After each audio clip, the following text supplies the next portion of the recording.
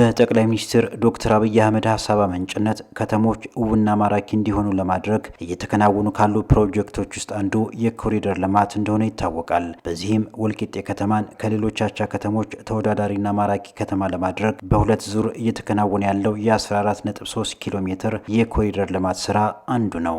በመጀመሪያ ዙር ወደ 7.6 ኪሎ ሜትር የሚሆን ስራ ሰርተን ለአገልግሎት ክፍት ያደረግንበት ሁኔታ አለ።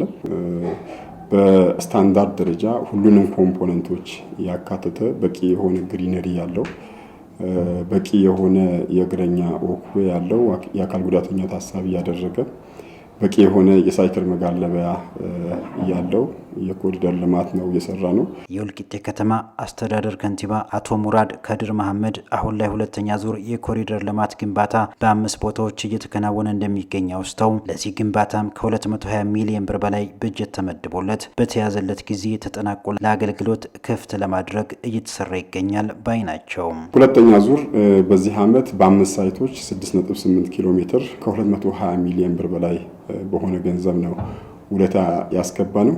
አሁን ላይ ኦልሞስት አብዛኛውን ቦታ የወሰን ማስከበር ስራ አልቆ የአፈር ቁፋሮ ስራ አልቆ የገረጋንቲ ንጣፍ ስራ ያለቀበት ሁኔታ አለ። ሁሉም አካባቢ በሚባል ደረጃ የሳይክል ሌኖችን የተጀመረበት ከአምና በጣም ብዙ ነገሮች የተማርንበት ከጥራት አኳያ የተማርንበት እንደዚሁም ከፍጥነት አኳያ የስራ ባህል ከመቀየር አኳያ የተማርንበት የህዝባችን ንቁ ተሳትፎ ካምና በብዙ ያሳደግንበት ስራ ሆኖ ነው ያገኘነው። በወልቂጤ ከተማ አስተዳደር የኮሪደር ልማት በተቋራጭነት እየሰራ የሚገኘው አንዱ የጳውሎስ አበበ ህንፃ ተቋራጭ ባለቤትና ስራ አስኪያጅ አቶ ጳውሎስ አበበ እንዲሁም በጉብሬ ክፍለ ከተማ የሚገኘውን የኮሪደር ስራ እያከናወነ የሚገኘው የዮሐንስ ጌታቸው ገብሬ ስራ ተቋራጭና ባለቤት አቶ ዮሐንስ ጌታቸው ፕሮጀክቶችን በተመለከተ ይህንን ብለዋል። የጉብሬ ክፍለ ከተማን ስራ ኦልሞስት በግራና በቀኝ 700 ሜትር በአጠቃላይ 1.4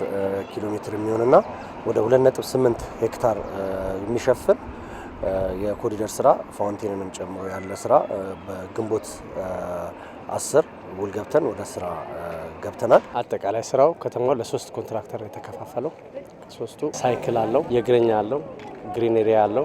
እነዚህ ሶስት ነገሮችን ያካተተ ነው 1.2 ኪሎ ሜትር የምንሰራው 58% አካባቢ ደርሰናል። ህዝባችን በከፍተኛ ደረጃ ልማት ደጋፊ ነው ያሉት ከንቲባው በዚህም የኮሪደር ልማቱ እውን እንዲሆን ማህበረሰባችን ያደረገው አስተዋጽኦ እጅግ የሚደነቅ እንደሆነ ተናግረዋል። የወልቂጤ ህዝብ በተጨባጭ ትክክለኛ መሬት የሚወርድ ልማት ከተማዋ ሊቀይር የሚችል ልማት የህዝቦች ፍትሃዊ ተጠቃሚነት ሊያረጋግጥ የሚችል ልማት ሲመጣ ህዝቡ ምን ያህል አጋዥ እንደሆነና በእርግጥም ወልቂጤ ከተማ ላይ ልማት ማሳካት የሚቻልበት እድል እንዳለ ያረጋገጥንበት ነው። ለዚህ ህብረተሰባችን ህዝባችን ያለምንም መሰሰት ይዞታው በመልቀቅ አጥሩ ቤቱ በማፍረስ ጉልበቱና ገንዘቡን በመስጠት በሐሳብ እርሻም እያለ እየደገፈ በጥሩ ሁኔታ ማጠናቀቅ የቻልንበት ሁኔታ ነው ያለው። ከተማዋ ከሌሎች አቻ ከተሞች ጋር ተወዳዳሪ እንድትሆን ለከተማዋ ገጽታ የማይመጥኑ ቤቶች ተነስተው በመልሶ ማልማት የማስዋብ ስራ እየተሰራ እንደሚገኝ ጨምረው ገልጸዋል። ትልቁ ስራ የሰራ ነው ብዙ ኮንቲነሮች የሚበዙባት ከተማ ነበረች። ቆርቆሮ በቆርቆሮ ሸራዎች ምናምን የሚበዙባት ከተማ ነበረች እና ይህን የማጽዳት ስራ ነው የሰራ ነው። ከህዝባችን ጋር በመግባባት በመነጋገር ከ300 በላይ የሚሆኑ ኮንቲነሮች ከመግቢያ ጫፍ እስከ ላይ ድረስ ያሉ ጠርጎ የማንሳት ስራ እንደዚሁም የቆዩ ጎስቋላ ጎጆዎችን መልሶ በማልማት በአክሲዮን በማደራጀት ለባለ ሀብቱ የግንባታ ፈቃድ በመስጠት በተለየ እንቅስቃሴ ወደ ግንባታ እንዲገባ የተደረገበት ሁኔታ ነው ያለው።